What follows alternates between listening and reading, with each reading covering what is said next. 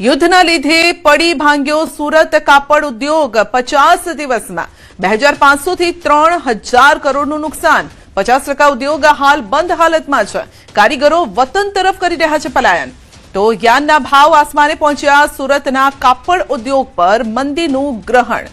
Iran અને Israel વચ્ચે થઈ રહેલ યુદ્ધના કારણે સુરતના ટેક્સટાઇલ ઉદ્યોગને વ્યાપક અસર થઈ છે। તો ટેક્સટાઇલ ઉદ્યોગને છેલ્લા 50 દિવસમાં લગભગ 3000 કરોડનું નુકસાન છે અને યાનના ભાવ આસમાને પહોંચ્યા છે, જેથી યાનમાંથી તૈયાર થયેલું કાપડ કોઈ ખરીદવા તૈયાર નથી। હાલ ઉદ્યોગ 50% બંધ છે। ગેસની અછતના લીધે કારીગરો પણ વતન તરફ જઈ રહ્યા છે।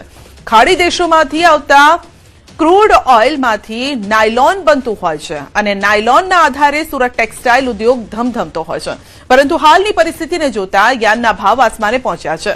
યાનમાંથી તૈયાર થયેલું કપડું કોઈ ખરીદવા તૈયાર નથી।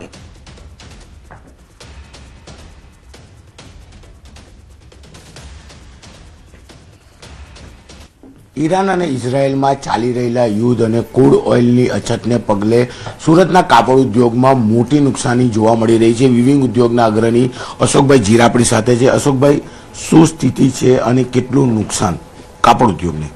કાપડ ઉદ્યોગની વાત કરવા જઈએ તો પર ડેનું 6 કરોડ મીટર કપડું બને છે અને આ જે ઇન્ડસ્ટ્રીઝ છે એ સીધું જે મેનમેડ ફાઈબર છે એ ક્રૂડમાંથી જ બને છે અને ત્યારે નુકસાનીનો આંકડો ગણવા જઈએ તો પર ડેનું 6 કરોડ મીટર કપડું બનતું હોય। હવે એના ડિવાઈડ કરવા જઈએ મિનિમમ માત્ર જો ખાલી ટેક્સટાઇલ ઇન્ડસ્ટ્રીઝની વિવિંગની વાત કરીએ ને તો 300 કરોડનું નુકસાન જાય, પણ આખી ચેનની વાત કરવા જઈએ તો 2500 થી 3000 કરોડનું નુકસાન છેલ્લા 1.5 થી 2 મહિનામાં કરવામાં આવ્યું છે।